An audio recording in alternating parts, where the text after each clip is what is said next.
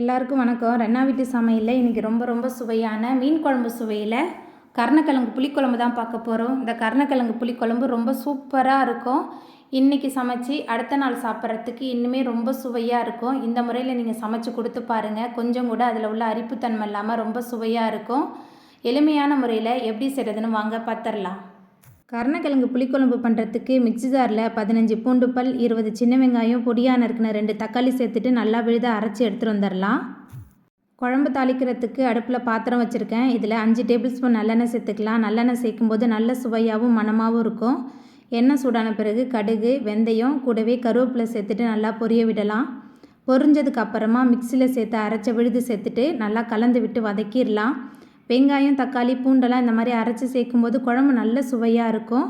வதங்கி வந்த பிறகு குழம்பு மிளகாய்த்தூள் 6 டேபிள் ஸ்பூன், 1 டேபிள் ஸ்பூன் மஞ்சத்தூள் சேர்த்துட்டு மறுபடியும் நல்லா கலந்து விட்டு வதக்கிடலாம். நம்ம சேர்த்த மசாலா, வெங்காயம், தக்காளி எல்லாமே நல்லா வதங்கி வந்த பிறகு இதில் நம்ம வேக வச்சுருக்கிற கருணக்கிழங்கு சேர்த்துக்கலாம். கருணக்கிழங்கு வேக வச்சு தோல் உரித்து நறுக்கி சேர்த்துருக்கேன். கருணக்கிழங்கு சேர்த்துட்டு நல்லா கலந்து விட்டு வதக்கி விட்டுறலாம். நம்ம சேர்த்த மசாலா, கருணக்கிழங்கு ரெண்டுமே சேர்ந்து நல்லா கலந்து வதங்கினதுக்கப்புறமா புளிக்குழம்புக்கு தேவையான அளவுக்கு கல்லுப்பையும் சேர்த்துட்டு நல்லா கலந்துடலாம்.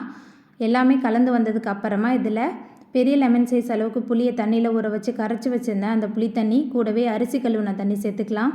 அரிசி கழுவின தண்ணி சேர்க்கும்போது நல்ல மணமாகவும் இருக்கும். அந்த காரல் தன்மை எல்லாமே இருக்கும்.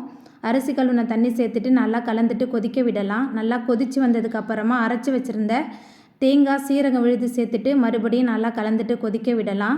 தேங்காய், சீரகம்லாம் சேர்த்து அரைக்கும் போது நல்லா மணமாகவும் சுவையாகவும் இருக்கும். மீன் குழம்பு டேஸ்ட்லேயே இருக்கும். இந்த கருணக்கிழங்கு குழம்பு எல்லாமே சேர்ந்து நல்லா கொதித்து எண்ணெய் பிரிஞ்சு வந்ததுக்கப்புறமா நல்லா கலந்து விட்டுட்டு நம்ம அடுப்பை ஆஃப் பண்ணிடலாம்.